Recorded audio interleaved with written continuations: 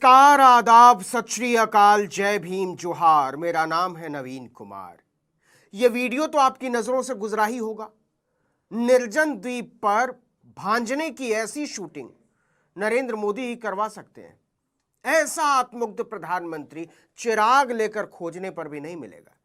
लेकिन भारत के सबसे बड़े भगोड़े ने मोदी के तिरंगा प्रेम का डंडा ही उखाड़ दिया है, यह कहकर कि मोदी सरकार को अच्छी तरह पता था मैं देश छोड़कर जा रहा हूं।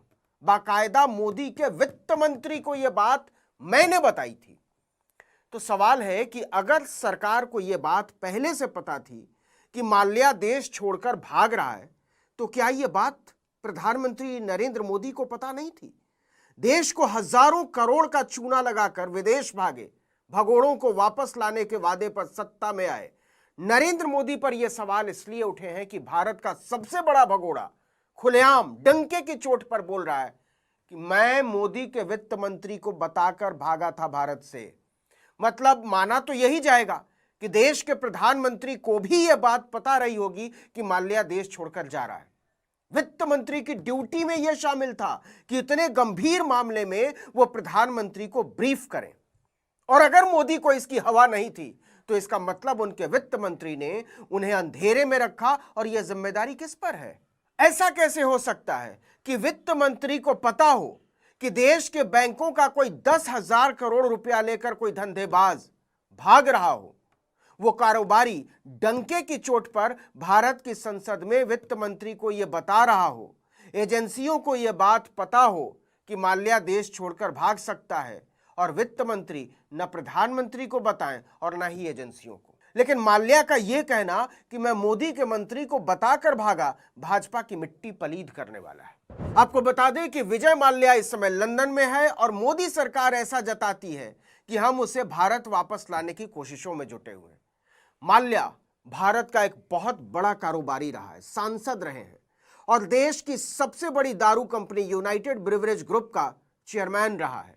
वो किंगफिशर एयरलाइंस का संस्थापक और royal Challengers Bengaluru cricket team का पूर्व मालिक रहा है। किंगफिशर नाम का बियर ब्रांड देश के भगोड़े विजय माल्या का ही है। उन्हीं विजय माल्या ने राज शमानी के एक पॉडकास्ट में मोदी सरकार की चूल हिला देने वाले दावे किए हैं। फिगरिंग आउट विद राज शमानी नाम के शो में माल्या ने कहा कि उन्होंने भारत छोड़ने से ठीक पहले, ऐन पहले, उस समय के वित्त मंत्री अरुण जेटली को बाकायदा संसद में बताया था कि वो विदेश जा रहे हैं।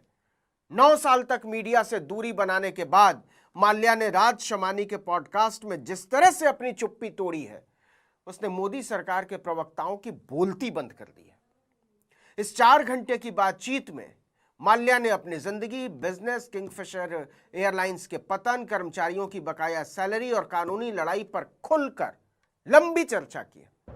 लेकिन राजनीति में जो तूफान लाने वाली बात की है वो ये कि मोदी सरकार अच्छी तरह जानती थी माल्या भारत से निकल रहा है। ये सच हो या गलत हो, लेकिन विजय माल्या ने ऐसा ही कहा है। उन्होंने बाकायदा तारीख और जगह के साथ इसका ब्यौरा दिया है। माल्या ने कहा, मैं कोई भगोड़ा नहीं हूं, मोदी सरकार को बताकर भारत से निकला था, मुझे कोई चोर नहीं कह सकता।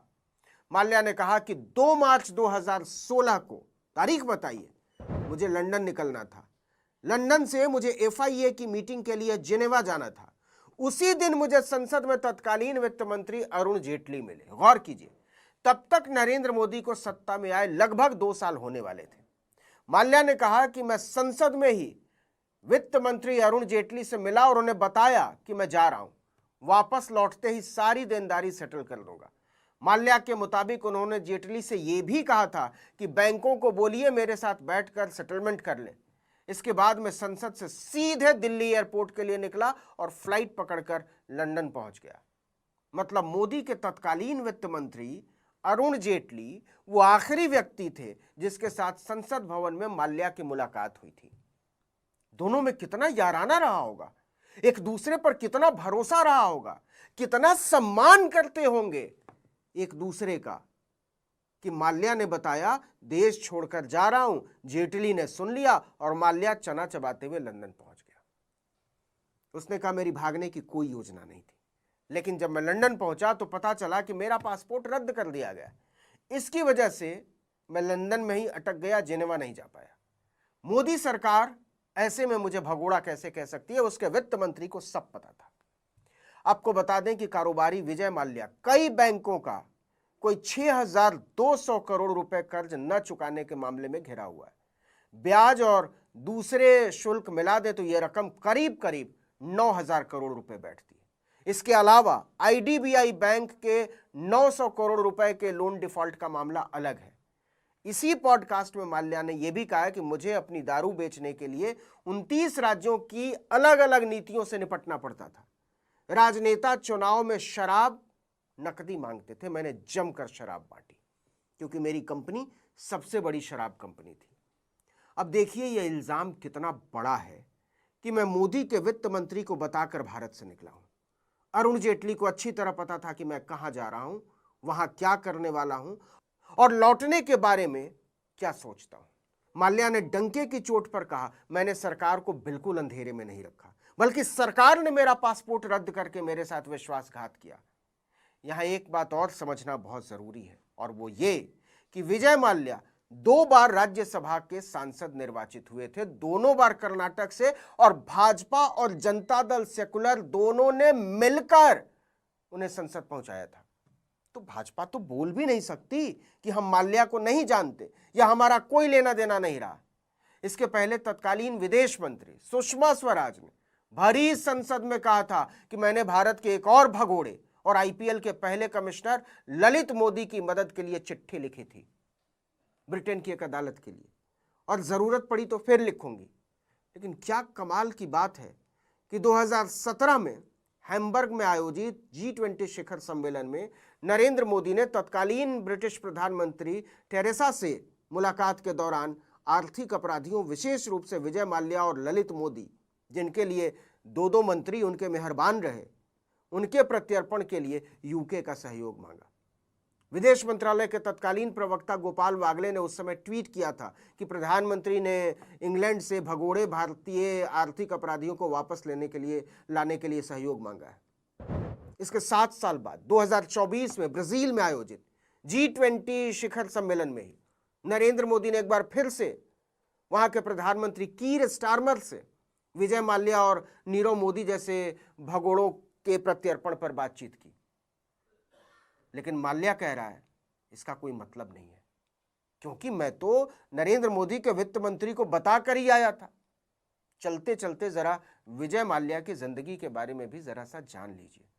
पूछा गया, आजकल आप क्या करते हैं, कैसे समय कटता है आपका और पैसा कहां से आता है?